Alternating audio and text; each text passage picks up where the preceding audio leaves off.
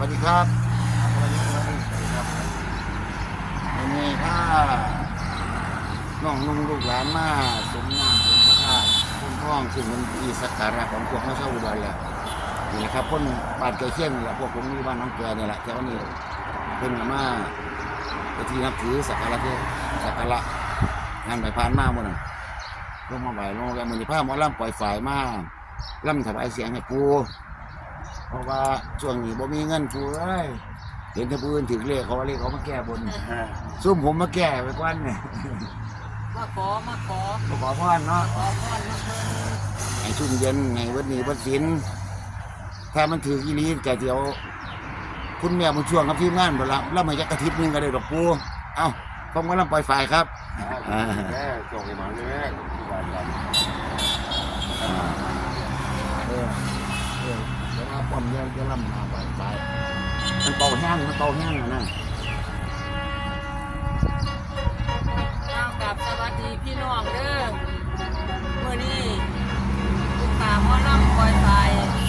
มาลำถวายปูก้นท้องมาขอซื้อขอเสียงน้ำปูให้มีซื้อมีเสียงพี่น้องก็รับส้มรับฟังไปน้ำกันผู้คนผู้หูทิพตาใสผู้หูทิพตาทิพสิให้ผู้ใดก็มาขอพรน้ำปูเฮามาเชิญรับส้มรับฟังกันได้ครับ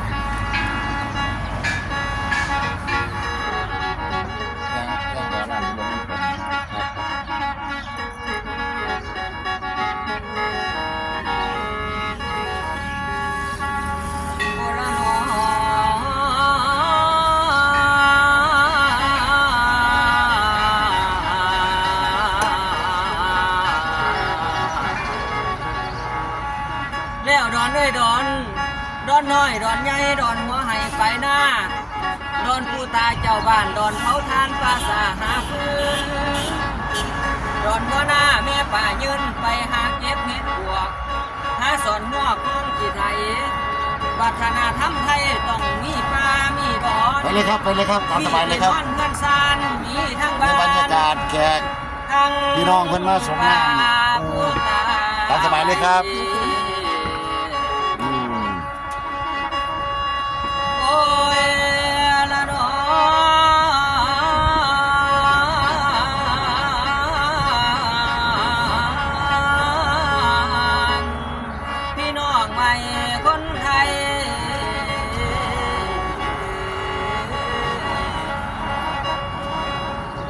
เนี่ยมาเห็นจอแม่นว่าโน่นายแม่นว่าโน่นายเอาลืมแล้ว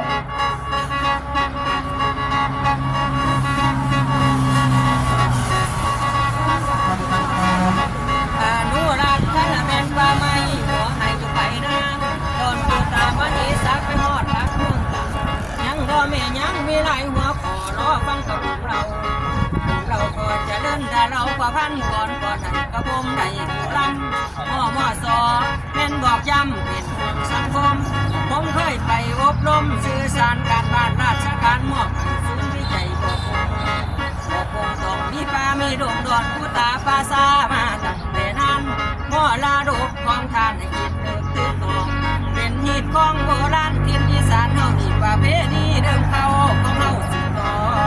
สืบต่อนี่เป็นต้นโกกก่อนสร้างเรือนสร้างบ้านลงกันการคนแต่ก่อนสร้างบ้านต้องเลือกปีเหมาะสมมาเหสักหลักเมืองหนึ่งเดินลงตั้งมีผู้ตากวนบ้านพี่หน้าป้าสูเรียกป้าดอนเจ้าผู้ใบรักษาหมู่บ้านลานหลอนผู้ยิงดอนผู้ตาได้เลือกเป็นปีห่วงเห็นเรียนป้าสูงยุ่งยางบางเกียเกมดีพี่สาราผู้ไปภาษาเฮาตั้งเราเมียตั้งเราจำไว้ตาเป็นสื่อพอทงไปทำผิดข้องทำผู้ตาควรจำผู้ขาทำผิดแล้วขอกระบ้าละถูกขอให้ถูกผู้ขาลานหลวงตกมากเขาวันพูดเดือนหกย่ำสีลงไทยหน้าผู้ตาควรจำทำอาหารหวานพร้อมหัวหมูต้มไก่เหล่าสาโทให้ใหญ่บอกกันหมดให้เคียงสิลงเดียงผู้ตาสันภาษาจัดเป็นบ่าวโดยเฉพาะไปหาเผาศพคนผู้ที่ ตายไปแล้วนอนนี่ไก่กลับบ้านเอาหัวควายไปปล่อยเด็กน้อยเป็นผู้เลี้ยงบอกเสียงเสียงปลาเก่าปลามันนี้และเจ้าเรียกว่ามรดกตกมาถึงไทยเฮาลูกหลานเรียนหลอนปัจจุบันเดี๋ยวนี้ยังมีให้เบิ่งเพิ่นว่าเฮ็ดตามมีเพิ่นว่าขีดตามเพิ่นอีสานเฮายึดมันมาตั้งแต่นั้นกาลักเป็นหมู่บ้านมีอีกทงถีปลาทำเลอันดับ3ต่อตามสุดท้ายตอนนี้ไก่กลับบ้านเอาหัวควายไปปล่อยเด็กน้อยเป็นผู้เลี้ยงบอกเสียงเมียงปลาเก่าปลามันนี้ละเจ้าเรียกว่ามรดกมันนี้ละเจ้าเรียกว่ามรดกตกมาถึงให้เฮาขลูกหลานเล่นหล่นปัจจุบันเดี๋ยวนี้ยังมีให้เบิ่งเฮ็ดตามนี้ขีดตามเพิ่งอีสานเฮายึดมันมาตั้งแต่นั้นบ้านพ่อแม่บ้านโคกลำโคกคอยดงใหญ่ดงกลางบ้านดงยางดงเปื่อยตัดต้นโนดบ้านไปบ้านห้างกบดังจุนเทียกบเกลือเกลือสองมีบ้านโคกสองบ้านบ้านโตแกนเป็นเทียงมาเลี้ยงไก่เลี้ยงไก่ไก่แก่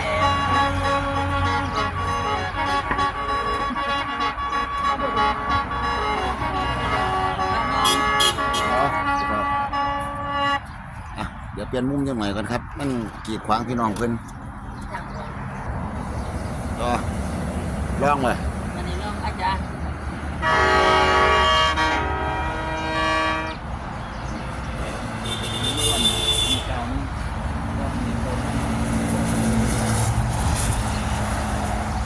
นี่แหละครับพี่น้องเพิ่นว่าสักการะสงน้ำปูซึ่งหอยังธรรมชัย โอ้ยละน้อ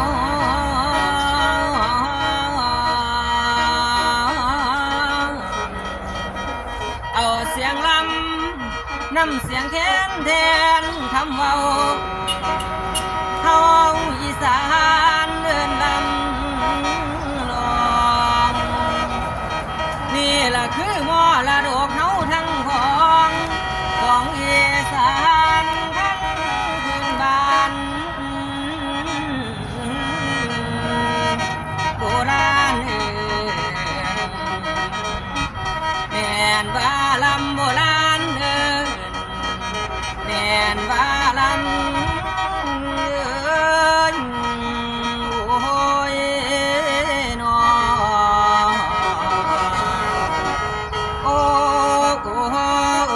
ย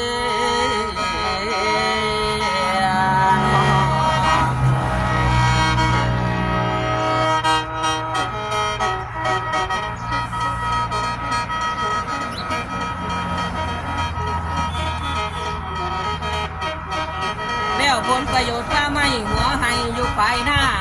ดอนพูดตามาเหสักไปฮอดหลักเมืองตังยังมีหลายหัวขอรอฟังกับผมเลยพอจะเลื่อนดาเราประพันก่อนให้กับผมได้รำพ่อมอสอบอกย้ำเป็นห่วงสังคมผมเคยไปอบรมสื่อสารการบ้านราชการมอบให้ศูนย์วิจัยบอกกรุงต้องมีป่าต้องมีดงดอนผู้ตาป่าสามาตั้งแต่นั้นมรดกของท่านให้คิดนึกตึกต้องเปลี่ยนหีดของโบราณทินอีสานเฮานี่ประเพณีเดิมเขาของเฮาสืบต่อนี่แม่นคนกบก่อนสร้างเมืองสร้างบ้านน้องตั้งประทินทานคนแต่ก่อนต้องสร้างบ้านให้เลือกที่เหมาะสมมาเหสักหลักเมืองหนึ่งเด้อลงตังมีผู้ตากวนบ้านที่หน้าพาอยู่เรียกว่าดอนเจ้าผู้ไว้รักษาหมู่บ้านตันดอนอยู่เย็นดอนผู้ตาได้เลือกเป็นที่ห่วงเห็นแดนป่าสูงยุ่งยางบางเพียแก่มีศาลาปลูกไว้ภาษาเฮาเอิ้นตั้งเขาจำไว้ถ้าเป็นสื่อหมอทรง ทำผิดคองทำปวดตาปวดจำทุกข้าทำผิดแล้วขอข้าบ้าลาถูกขอให้ผู้ข้าบ้านหล่นพรบอกตกมาเข้าวันกุดเดือนหกย่ำสิลงไทยนาผู้ตาควันทำอาหารหวานหอมหัวหมูต้มไก่เราสาโทให้ใหญ่บอกกันหมดให้เกียงสิลงเลียงผู้ตาสารปลาซาจัดเป็นปลาโดยเฉพาะไปถ้าเผาศพคนผู้ที่ตายไปแล้วตอนนี้ไก่กลับบ้านเอาหัวควายเด้อไปก่อยเด็กน้อยเป็นผู้เลี้ยงดอกเสียงเมียงลากเอาป่าเมื่อนี้ละเจ้าเรียกว่ามอละดกตกมาถึงไทยเฮาลูกการเล่นหลอดปัจจุบันเดี๋ยวนี้ยังมีให้เบิ่งเฮ็ดตามฮีดเฮ็ดตามอีสานเฮาเฮ็ดมันมาตั้งแต่นั้นเอกลักษณ์หมู่บ้านอีสานเก่าเฮามีนับมาหลายพันปีแต่ปู่ตายายเฒ่าอีสานเฮาอาศัยบ้านอาศัยดงอาศัยกามอาศัยให้อาศัยนาทั้งผู้ป่าหวยน้ำตามเกิดแต่สิมีป่าไม่มีปัจจัยสี่คนอีสานสร้างหลักฐานทุ่งเนาเอาเสือตามน้ำตังบ้านดงบังดงน้อยพุดปล่อยน้องเตาบ้านป่าเข็มบ้านป่าเล่าโกโกท่ากันบ้านโอ้ยมีตังว่าแต่นานเดินโอ้ยนอโอ้ย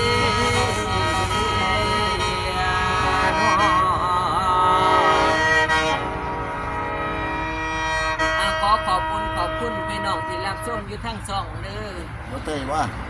เต้ยบอก ครบจ้ะเนาะ เต้ย มาเลยครับมาเลยครับ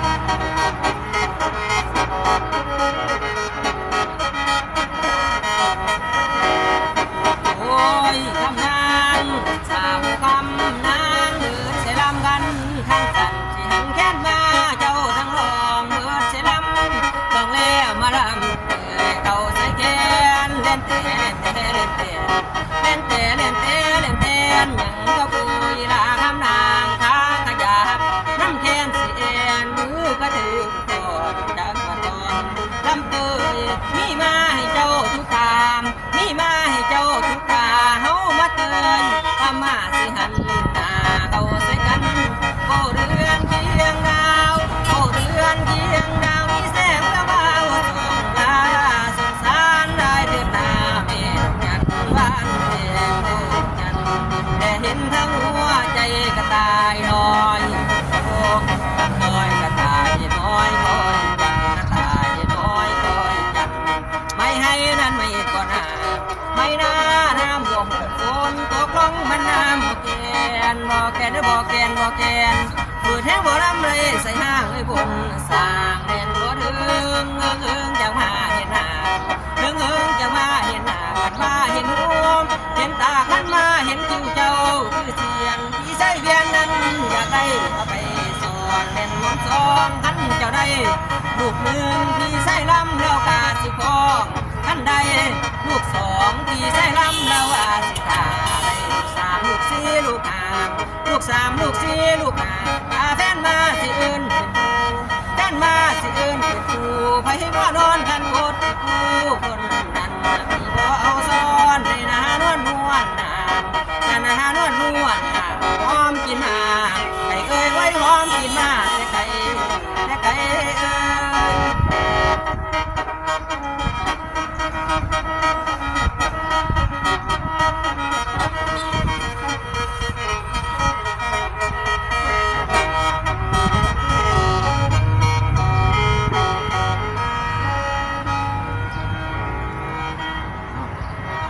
พี่น้องเอาไปไว้พ่อนเป็นนี้ครับก็ผมละมาลงไปเพื่อนป้อมน้ำของคุณแม่ผู้ช่วงเป็นดวงที่มันเป็นเราเอาไว้พ่อนเอาพี่น้อง กันสงกรานต์ปี68ในช่วงเย็นเป็นสุขเดินทางกันปลอดภัยจะเจ็บจะจน